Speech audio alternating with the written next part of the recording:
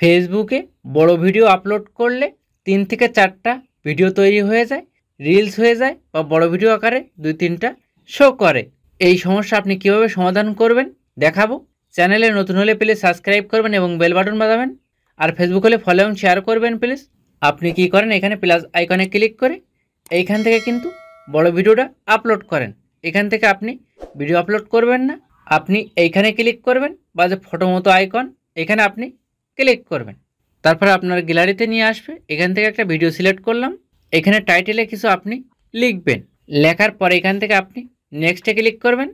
তারপরে এখানে আপনি একটু নিচের দিকে আসবেন। নিচের দিকে আসার পরে এখানে কিছু কিছু ফোনে সি অপশান আসবে, সি অপশানে আপনি ক্লিক করবেন।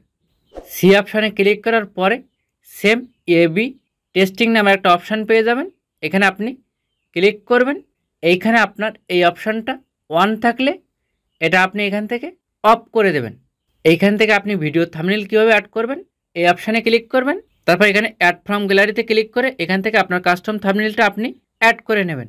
তারপর সেভ অপশানে ক্লিক করলাম, এখানে উপরের একটা টাইটেল কিন্তু টাইটেল লেখা এখানে আপনি লিখে দেবেন। তারপর নিচে এখানে আপনার ইচ্ছামতো হ্যাশট্যাগ আপনি এখানে ব্যবহার করবেন। আপনার ভিডিও অনুযায়ী এখানে আপনি ইচ্ছামতো হ্যাশট্যাগটা ব্যবহার করবেন। তারপর শেয়ার নাওতে ক্লিক করবেন। ভিডিও আপলোড করার সময় এই অপশানটা না পেলে এই অপশানটা আপনি কোথা থেকে পাবেন বা কীভাবে বন্ধ করবেন। ব্যাগে আসার পর এখানে আপনি প্রোফাইলে ক্লিক করবেন। তারপর নিচের দিকে আসবেন, এইখানে আপনি সেটিং প্রাইভেসি ক্লিক করবেন। তারপর এখানে আপনি সেটিংয়ে ক্লিক করবেন। তারপর একটু নিচের দিকে আসি, এইখানে একটা অপশান দেখতে পাবেন মিডিয়া, এখানে আপনি ক্লিক করবেন। তারপর আপনি একটু নিচের দিকে আসবেন, এইখানে একটা অপশান পেয়ে যাবেন অটোমেটিক এবি টেস্টিং, এখানে আপনি ক্লিক করবেন।